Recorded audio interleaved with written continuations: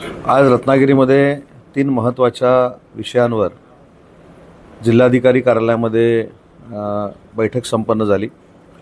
यातली पहिली बैठक ही नाणारमध्ये जो बॉक्साईड प्रकल्प त्याची सुनावणी 20 आणि 28 तारखेला होती, त्या संदर्भातली एक बैठक होती।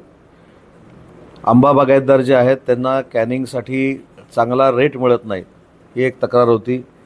त्या आंबा बागायतदारांची एक बैठक होती आणि सारथीचं विभागीय कार्यालय रत्नागिरीमध्ये सुरू करावं या मागणीसाठी एक बैठक होती। अशा 3 बैठका या ठिकाणी संपन्न झाल्या।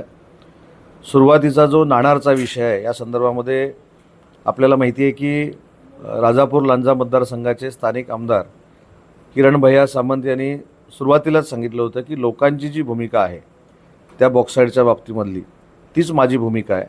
आणि त्याच्यानंतर असं एक चित्र निर्माण झालं की पंचायत समितीची राजापूरची आहे तिनं एकमतानं ठराव घातला की ही सुनावणी रद्द करा। आमदार महोदयांची तीच भूमिका होती आणि या संदर्भात आज आम्ही बैठकीचं आयोजन केलं होतं। पण याच्या पार्श्वभूमीवर काल माझी जिल्हाधिकाऱ्यांची चर्चा झाली, विशेषतः मुख्यमंत्री महोदयांची चर्चा झाली। आज 100% तिथल्या खातेदारांनी, एक 2-4 किरकोळ सोडले तर सगळ्या खातेदारांनी विरोधाची पत्र ही कलेक्टर महोदयांना दिलेली आहेत आणि या पार्श्वभूमीवर 28 आणि 20ची जी जनसुनावणी होती ती रद्द करण्याचा निर्णय हा प्रशासनाने घेतलेला आहे।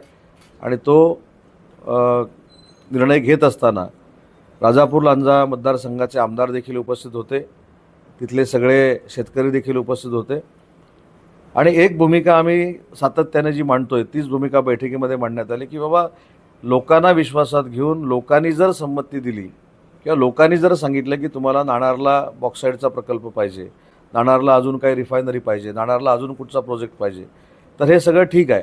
परंतु 100% शेतकरी विरोधामध्ये असताना, 100% बागायतदार विरोधामध्ये असताना अशा पद्धतीचा कुठचाही केंद्र शासनानं प्रकल्प लादू नये अशा पद्धतीची शेतकऱ्यांची जी भूमिका होती त्याच्यामध्ये आम्ही सकारात्मक भूमिका घेतली आणि 20 आणि 28च्या जनसुनावणीला आता स्थगिती देण्यात आलेली आहे।